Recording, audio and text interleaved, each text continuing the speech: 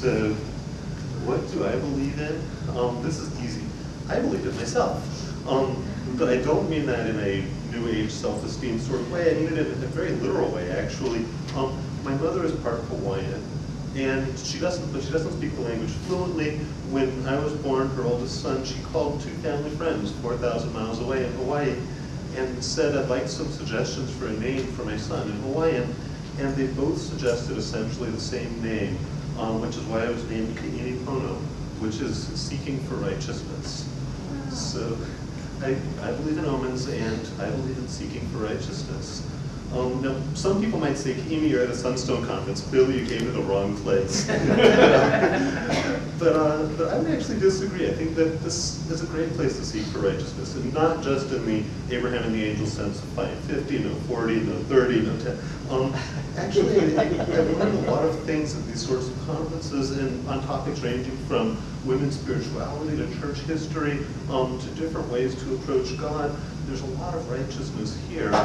And it's not just Sunstone. Every experience that I've had in life tells me that there's righteousness everywhere if we seek it.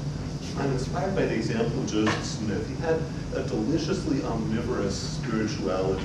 Joseph Smith drew on sources from New England folk magic to Egyptian funerary texts, liberally translated.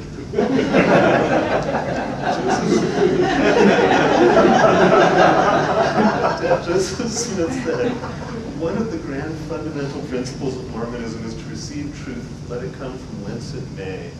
And I hope to emulate that example. Everywhere I look, I find righteousness. In the LDS tradition, there's so much to learn from. There's wonderful norms of service and community. There's ideas about family history, journal writing, connecting present and past, the tradition of beginning our adulthood with a lengthy act of self-sacrifice, importance given to family relationships, doctrine of a mother in heaven, and persistent emphasis on seeking individual communion with God. I do have some quibbles with LDS theology and culture, but there's undoubtedly much righteousness here. And I learn from other religious traditions. I draw from the majestic music of Protestant hymnody. I learn from the reverent nature respect of neo-pagan friends. I draw from Terry Tempest Williams' stories about finding refuge in lakeshore birds, Marion Zimmer Bradley's feminist retelling of Arthurian legend, and even here and there from these crazy internet sites called blogs, which have provided some of the great insights that I've found over the past several years of my life, as I've read wonderful insights at places like Feminist Mormon Housewives and Zelophehad's Daughters. There's righteousness all around us, like tiny hummingbird nests in our backyard. And I do have a hummingbird nest in my backyard, which is really fun. So I seek for righteousness. I go to the wonderful cafeteria of life and I feast.